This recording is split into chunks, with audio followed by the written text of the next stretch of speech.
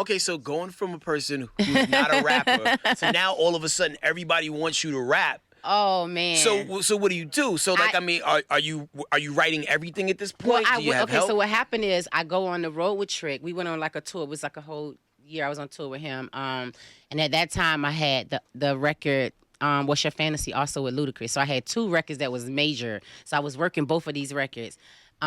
So in this form, I'm on the road this whole year I went on tour. So what I would do is just sit in the room all day, and I would just have like the guys from the label, like Trey Plus 60, Money Mark, Ross, everybody just send beats of records, and I would just sit in the hotel and just write stuff to the beat. Even if it was off, even if it was crazy, I wouldn't do the hooks. I would just write whatever's on my mind, like all the stuff I'm sitting on the road. I would just write and talk. So this is how I created the Baddest Chick album.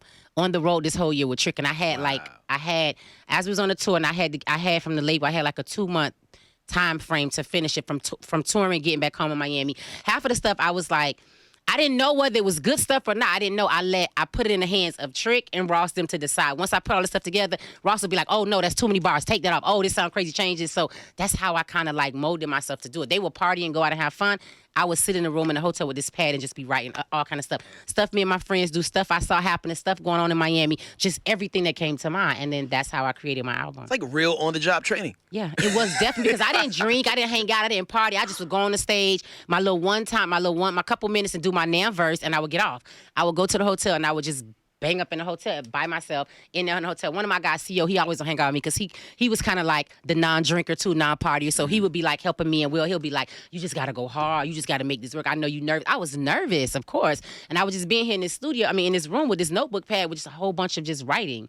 And these guys would be out like partying, having a good time. And then that was my job, though, because Trick, he don't have to do that. He could just go in the studio and do a verse. Me, I had to learn, so it was a little different. Now, all that pressure created the diamond that you are today. Yes, it did. You know, I put a lot of people had people putting training wheels on for them, and like, you know. Nah, you know what? Because these dudes was so grimy. They would just have me in the studio, which is all guys. So I would bring my girls to come hang out in the studio with me and just being here, and I'll be like, come on, help me. What I need to say? Say, does this sound good? Oh, that's corny.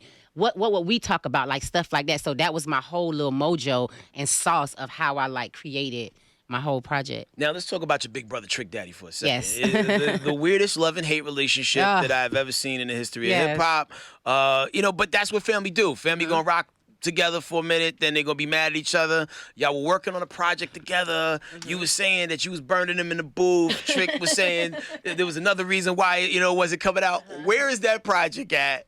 Where do y'all stand right now? Here we go. Trick hates the Diamond Princess. He loves the Baddest Chick. Okay. He feel like the Diamond Princess was created to be the softer version of Trina. That's the real me. He knows that that's how I am on a regular day. I'm not going crazy, feisty. I'm not in the booth doing music, so this is a regular side. He don't like that side for music. He likes the aggressive, feisty, firecrackery. So doing a record, we recorded 4 records. We recorded 4 records. 2 of them already came out, the songs that we put out, and 2 of them is not out. We was gonna do 12 project. I do 4, he do 4, we do 4 together. His thing is he don't want me to be in the space of, because he knows I'm in this like, I'm not really in the Nan space. It could be whatever. Yeah, it could be Nan, but it could be on a whole, because I've grown. You're showing growth. He don't want to understand that. He don't want to see that. He just know what he wants when he see in the booth. He came to my studio session, put the records down. He's like, okay, do whatever you want to do. But now when I go in the booth and I do this record, he loves the record, but it's kind of, can it be more grimy? Can it be more dirty? And I'm like, but you said you love it. And everybody else in the studio love it. So, but he has this control thing. He wants to be, he know what he's aiming for. He wants this Baddest Chick. He feels like all the new girls, hey, this is why everybody sounds like you. This is why. And I'm like, but I don't care. I love that. Like, I'm happy. I love to see the girls come up. I love to know that I'm an influence. Like, that stuff is another thing that motivates me and keeps me going. Dope. Just to see that, the respect they give back, to talk about it. So I'm not pressed with that. Him, on the other hand, this is where we are. This is where we go to the family fights. So now it went to the place, okay, listen, I'm not recording no more with you. I'm going to just give you your space. If I'm going to do all my 4 records and the features that we have together, you do yours, you send it to me, I'm going to do my part. If you like it, you keep it. If not, because we're still at odds. We're never going to like fix it unless you respect the growth. I've grown, you've grown also. Like you still tricky on talk about what you talk about. But for me in a woman's era, it's a little different. And you got to understand that. And I don't know. I think he probably gets it now after we had our whole blowout. Right. But at first, so y'all back on speaking terms at least. Of course, we've been back on speaking terms because this is my family. Like we get into it a lot.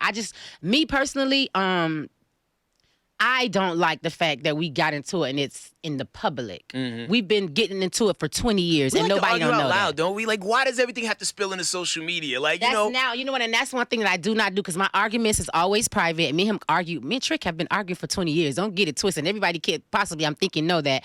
But the fact that we did this television show and the one thing that I don't like personally and is with the television show and we got into it and it's publicized. I'm not into that whole publicity thing. I'm not into publicizing our beefs and our arguments because we're a family and we're gonna make up and people gonna judge and speculate and say whatever they gotta say, but they can't say what I can say to you and they can't say anything about me and you. Like that's our thing. So I just feel like, and yeah, after we got into it, I still got into it with him in private and cursed him out again.